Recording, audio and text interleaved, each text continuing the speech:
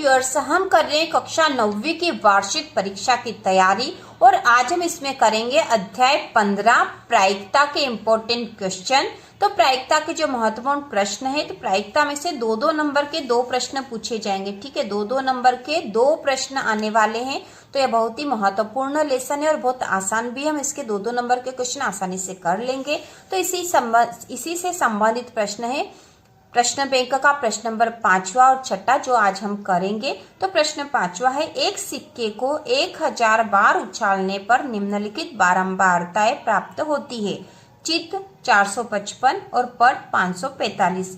प्रत्येक घटना की प्रायिकता ज्ञात कीजिए। तो हम इसे हल करते हैं, बहुत आसानी से हल हो जाएगा। तो हमें यह प्रायिकता ज्ञात करनी है। एक सिक्के को 1000 बार उछालने पर निम्नलिखित बारंबारताएं प्राप्त होती। चित्त 455 और पट 545। प्रत्येक घटना की प्रायिकता ज्ञात कीजिए। तो प्रायिकता ज्ञात करने के लिए प्रायिकता बराबर होता है अभिप्रयोगों की संख्या बटे, इसके बटे होते हैं कुल अभिप्रयोग। तो हमें यहाँ पे सबसे पहले चित्त की प्रायिकता निकालते हैं, क्योंकि चित्त और पट 2 अलग अलग दे रखे हैं और प्रत्येक घटना की प्रायिकता निकालनी। तो सबसे पहले हम लिखेंगे चित्त आने की प्रायिकता। चित्त आने की प्रायिकता बराबर, तो चित्त आने की प्रायिकता क्या होगी? अभिप्रयोगों की संख्या। तो यहाँ पर अभिप्रयोग कौन सा है? चित्त का है। तो चित्त कितने आए हैं? 455 बटा कुल अभिप्रयोग। तो कुल अभिप्रयोग कितने थे? 1000 बार उछाला गया था। तो यहाँ पर कुल अभिप्रयोग हो जाएंगे 1000। अब हम भाग लगा देंगे। यहाँ से 3 जीरो हटाएंगे तो ऊपर 3 संख्या के बाद यहाँ दशमलव लग जाएगा, या फिर हम भाग भी लगा सकते हैं।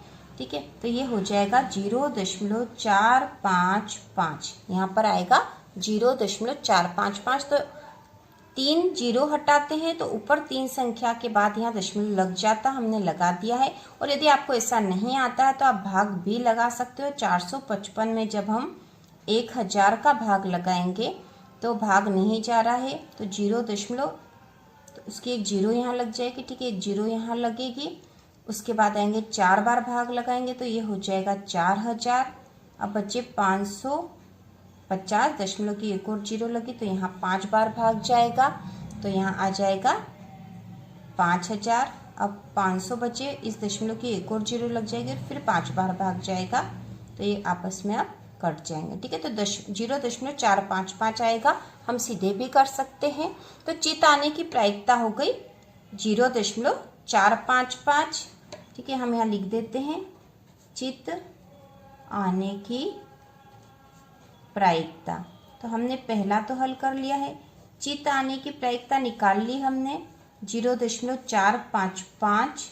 अब हम निकालेंगे पट आने की प्रायिकता। तो अब हम लिखेंगे पट आने की प्रायिकता। तो इसे भी उसी तरह से लिखेंगे। पट आने की प्रायिकता भी क्या होगी? अभिप्रयोगों की संख्या, और यहाँ अभिप्रयोग कौन से है? पट है।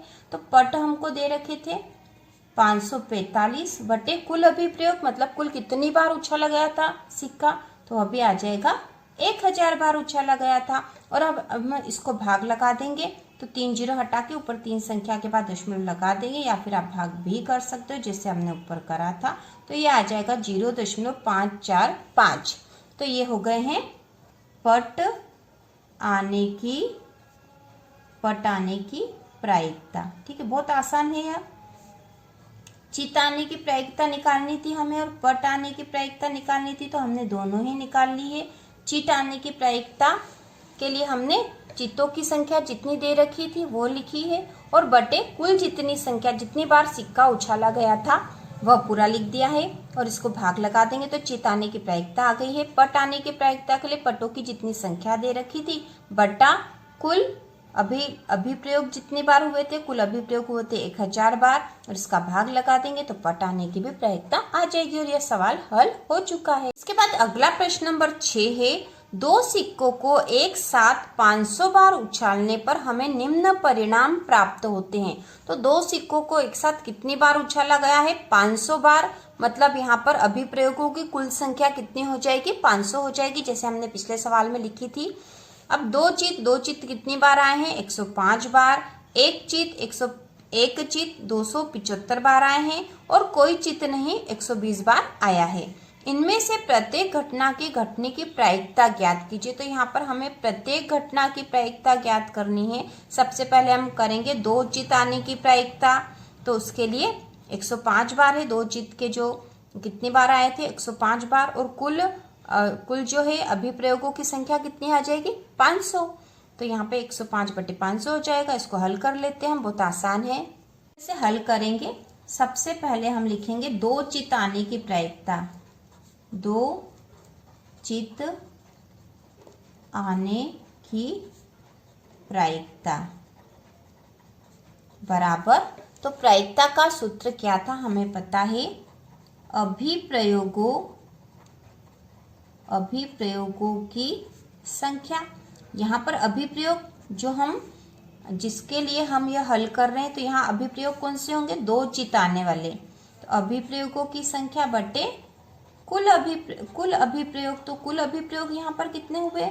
500 बार उछाला गया था, तो यहाँ कुल अभिप्रयोग हो जाएंगे 500। तो यहाँ पर इसको बराबर लिखेंगे। अभिप्रयोगों की संख्या मतलब दो चित आने की संख्या कितनी? दो चित कितनी बार आए हैं? 105 बार। और कुल अभिप्रयोग हो जाएंगे 500। 105 में 500 का भाग लगा देंगे। तो हम यही लगा देते हैं ताकि हम अच्छे से समझ जाएं कि भाग भी कैसे लगाएंगे। तो 105 में हम 500 का भाग लगाएंगे। तो यहाँ ये छोटी संख्या 500 का भाग नहीं जाएगा, तो हम लिखेंगे 0.0 लगाएंगे और यहाँ एक 0 लगा देंगे। ठीक है, एक 0 लगा दिया हमने। अब 500 का पहाड़ा दो बार चला जाएगा, 500 दूना हो जाएगा 1000। ठीक है, या फिर आपको यदि नहीं आता तो 2 का गुणा करके देख लो। इसमें तो 500 दूना कितना आएगा? आ जाएगा। या फिर 5 का पहाड़ा दो बार बोलेंगे, 5 दूना 10 हो जाएगा और 2 0 लग जाएगी, तो 1000 आ जाएगा। अब यहाँ पे बचे हैं 0, ऊपर से तरफ 5 और ये हो जाए क्रॉस हो जाएगा। अब यहाँ बचा 50, दशमलव की 0 लग जाएगी और 500 एकम 500 हो जाएगा। ठीक है, तो ये हो जाएगा 0.21। तो इसका हल आ गया 0.21। ठीक है, पहला आ गया दो चित आने की प्रायिकता कितनी हो गई है? 0.21। अब दूसरा क्या है? दूसरा हमें क्या दिया था?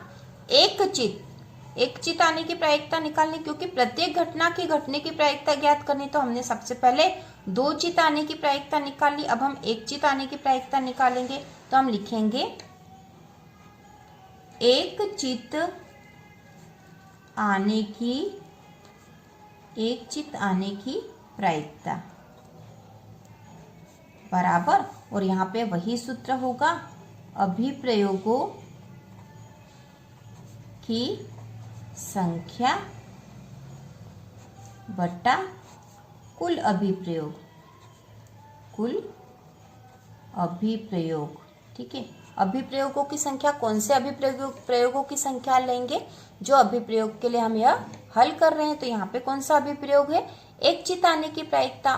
तो यहाँ पे एक चित आने की प्रायिकता मतलब एक चित के अभिप्रयोग कितने हुए हैं?